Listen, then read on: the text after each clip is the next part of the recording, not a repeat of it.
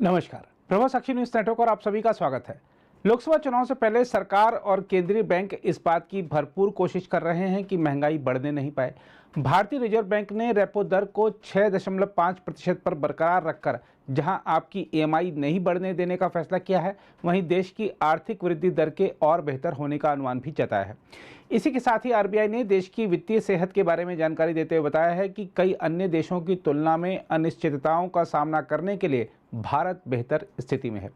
RBI ने इसके अलावा यूपीआई के जरिए भुगतान करने वालों को एक नई सहूलियत भी दी है, जिसका स्वागत किया जा रहा है। जहां तक रेपो दर की बात है तो आपको बता दें कि भारतीय रिजर्व बैंक ने लगातार 5वीं बार नीतिगत दर रेपो को 6.5% पर बरकरार रखा है। रेपो दर को 6.5% पर बरकरार रखने का मतलब है कि मकान, वाहन समेत विभिन्न कर्जों पर मासिक किस्त यानी ईएमआई में कोई बदलाव नहीं होगा। मौद्रिक नीति समिति यानी एमपीसी की बुधवार से शुरू हुई 3 दिन की बैठक में किए गए निर्णय की जानकारी देते हुए आरबीआई गवर्नर शक्तिकांत दास ने कहा, एमपीसी के सभी 6 सदस्यों ने परिस्थितियों पर गौर करने के बाद आम सहमति से रेपो दर को 6.5% पर कायम रखने का फैसला किया है। इसके साथ ही एमपीसी ने उदार रुख को वापस लेने के अपने रुख पर कायम रहने का निर्णय लिया है। शक्तिकांत दास ने कहा, वैश्विक चुनौतियों के बावजूद देश की अर्थव्यवस्था मजबूत बनी हुई है और हमारी बुनियाद सुदृढ़ है। शक्तिकांत दास ने कहा, जीएसटी संग्रह, पीएमआई यानी परचेजिंग मैनेजर इंडेक्स जैसे महत्वपूर्ण आंकड़े मजबूत बने हुए हैं। इन सबको देखते हुए चालू वित्त वर्ष में जीडीपी वृद्धि दर 7% रहने का अनुमान है। इसके अलावा खुदरा महंगाई दर चालू वित्त वर्ष में 5.4% रहने का अनुमान बरकरार रखा गया है।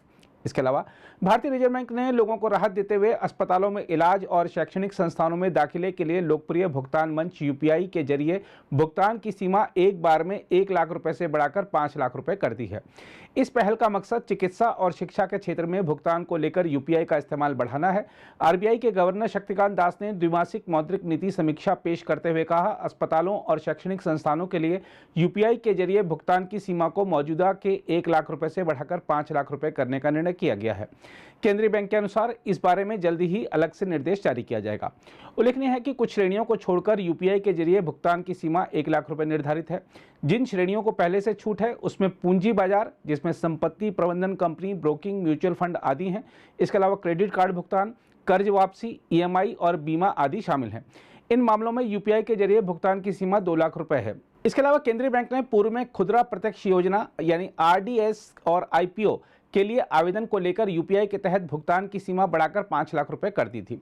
आरबीआई की खुदरा प्रत्यक्ष योजना के तहत व्यक्तिगत निवेशकों को सरकारी प्रतिभूतियों में बिना मध्यस्थतों के निवेश की अनुमति है। इसके अलावा भारतीय रिजर्व बैंक ने चालू वित्त वर्ष 2023-24 के लिए देश के आर्थिक वृद्धि दर के अनुमान को बढ़ाकर 7% कर दिया है। केंद्रीय बैंक ने मजबूत घरेलू मांग तथा विनिर्माण क्षेत्र में क्षमता इस्तेमाल बढ़ने के बीच वृद्धि दर के अनुमान में बढ़ोतरी की है।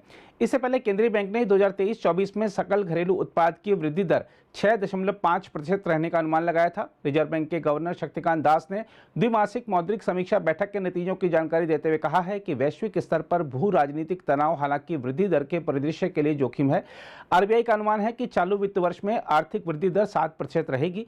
दिसंबर तिमाही में इसे 6.5% और मार्च तिमाही में 6% रहने का अनुमान है। आरबीआई की मौद्रिक समीक्षा बैठक की मुख्य बातों पर गौर करें तो वह इस प्रकार है। आरबीआई ने रेपो दर को लगातार 5वीं बार 6.5% पर कायम रखा।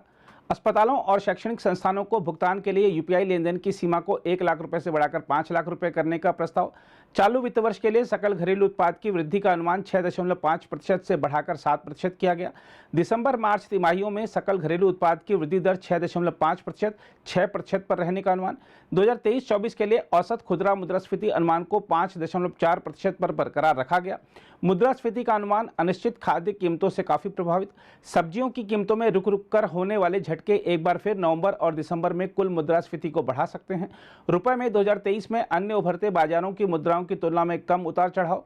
1 दिसंबर को विदेशी मुद्रा भंडार 604 अरब डॉलर था। केंद्रीय बैंक सतर्क और परिस्थितियों के अनुरूप कदम उठाने को तैयार। भारत कई अन्य देशों की तुलना में अनिश्चितताओं का सामना करने के लिए बेहतर स्थिति में।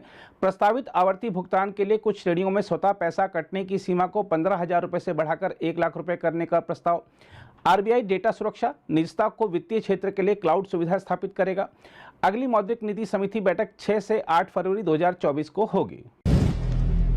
अगर आप भी लेना चाहते हैं देश दुनिया की तमाम जानकारी तो आज ही सब्सक्राइब करें हमारे चैनल को। साथ ही नीचे दिए बेल आइकन को जरूर दबाएं ताकि हर अपडेट आप तक पहुंच सके।